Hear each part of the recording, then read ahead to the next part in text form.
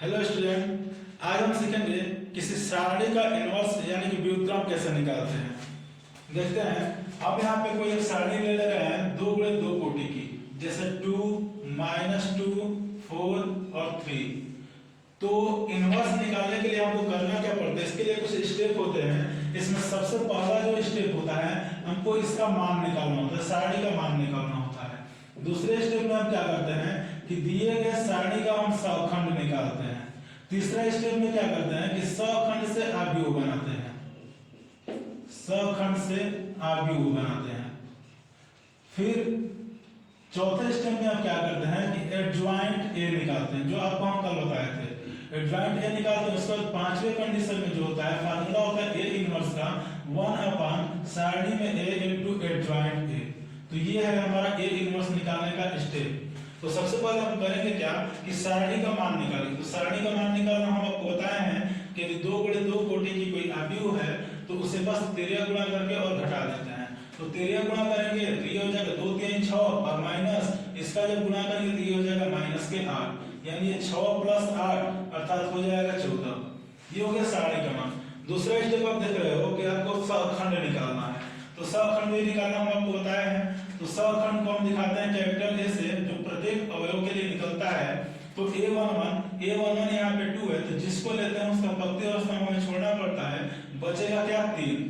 अब आगे बढ़ेंगे तो a12 इसको हम प्लस करेंगे तो ये विषम संख्या प्राप्त होगी, और विषम संख्या प्राप्त होगा तो पहले ही हम यहाँ पे क्या लगाएंगे, माइनस लगाएंगे। तो अब यहाँ पे हम देख रहे हैं कि a12 जो है वो -2 है, जो पहले पंक्ति और दूसरे स्तंभ में है, यानी कि हो जाएगा -4। आगे बढ़ेंगे तो a21 तो 2 और 1 3, जो कि एक विषम संख्या है इसलिए हम यहाँ पे माइनस लगाएंगे। तो यहाँ पे हम देख रहे हैं कि 2 1 जो है वो दूसरी पंक्ति और पहला स्तंभ है, यानी बचा क्या -2, अर्थात माइनस माइनस ये हो जाएगा प्लस, ये हो जाएगा 2। आगे बढ़ेंगे तो a22 2 और 2 क्या होगा 4, जो कि एक सम संख्या है इसलिए यहाँ पे हम प्लस लिखेंगे। और 22 देखेंगे तो यहाँ पे 3 है, जो दूसरे पंक्ति और दूसरे स्तंभ में है, अर्थात बचेगा यहाँ पे 2। अब हम क्या करेंगे तीसरे स्टेप में, तो सखंड से एक अवयव बनाते हैं। यहाँ पे हम लिखेंगे सखंड से बना अवयव।